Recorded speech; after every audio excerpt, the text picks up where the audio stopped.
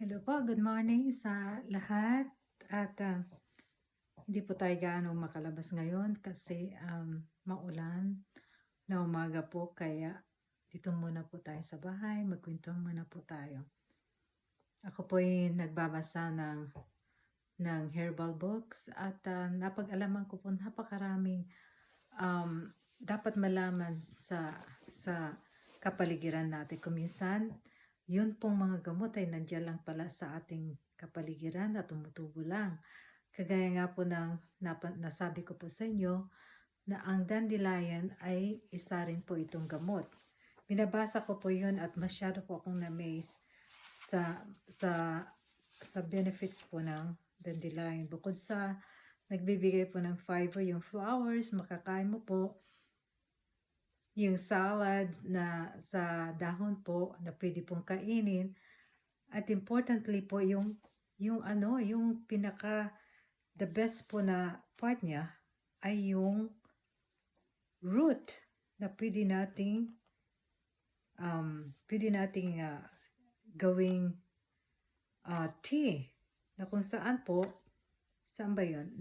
po ay gawin nating tea at maganda po ito sa osteoporosis at saka arthritis. Imagine po niyo, ang gagawin po natin ay kunin po natin yung ugat at roasted po natin and then pwede po nating isip yung as tea po, ganun. Tapos marami pa pong mga bagay na dapat nating malaman. Kung alam po nyo ang kayan po ay sili. Yan po ay maganda pong inumin kung kayo po ay bleeding. Kumbaga nagdudugo or kung ano man po siguro nakunan or paano po. Makakatulong po yan sa bleeding. Tapos po, ano pa ba yung aking nabasa? Meron din po sa yung chickweeds na nabanggit ko na po yun. Tapos dito po sa aming lugar, meron po kaming tinatawag na chaga mushroom.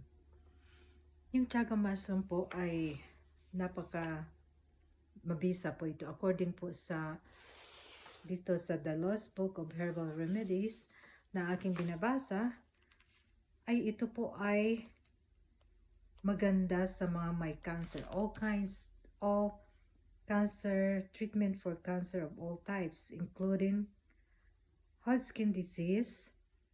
Tapos sabi po niya, nakakatulong po ito to prevent and treat cancer through increasing antioxidant activity. Nagpapahina po daw ito ng pagkalat ng cancer sa ating tissue at saka yung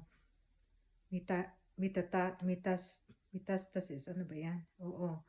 Tapos, pinapatay po daw yung killing yung cancer cells at yung reducing ng tumors. Yun po ang sabi dito sa Lost Book for Herbal Remedies. Kaya, dito po sa amin, tumutubo po yun sa mismong trees, sa mga puno na para po itong, kumbaga titingnan po natin yung puno para po siyang merong scabies, ganun po yung yung form niya. Next time po kung may chance po ako ipapakita ko po sa inyo. Meron po ako dito na hindi ko pa po yun inom pero maganda po yun. Ito po isang paalala na naman sa akin na dapat kong inumin yun. Hindi dapat naka-stock. Anyway, tapos ito po ay nakaka-boost ng ating immune system. Yun po, nag-breaking yung aking ilaw. Tapos, maganda rin po sa ating gastrointestinal tract, sabi niya. Tapos, nakaka-protect din po sa ating liver at saka ganun din po sa hepatitis kung meron pong hepatitis ang isang tao. Tapos po, nakaka-reduce din po ito ng blood sugar. Alam niyo po, napakarami pong mga bagay na herbs o kaya mga weeds na akala natin weeds lang sila dahil nakakasira ng ating surroundings or whatever. Pero hindi po natin alam mga ano po sila, mga gamot. ano pala sila, maganda sa ating katawan. Lalo na po diyan sa Pilipinas na napakarami pong mga damo na noon nilalaro natin, yun pala mga herbal sila. Hindi ka na puwede ano, kung magre-rely po tayo sa doktor, hindi naman sa against ako sa doktor. Kung malayo po at kung walang pera, why not? Why not alamin yung mga herbs na nandiyan lang sa paligid mo na makakatulong? At saka organic pa, hindi wala kang kakabahan na merong synthetics na papasok sa katawan mo, gano'n. So, ano lang po, be practical lang po. Dahil lalong-lalo na po sa panahon ngayon, napakahirap na po ng magkaroon ng pera dahil sa lahat po diyan, lalo-lalo na po diyan sa inyo ay talagang napakahirap po ng namumuno diyan. Kaya kung makaya po natin maging practical sa lahat ng ginagawa natin, gawin po natin para sa ganun po ay maging magaan po yung ating pasanin. Hindi lagi po tayong pupunta po sa doktor. Hindi po ako against the doktor.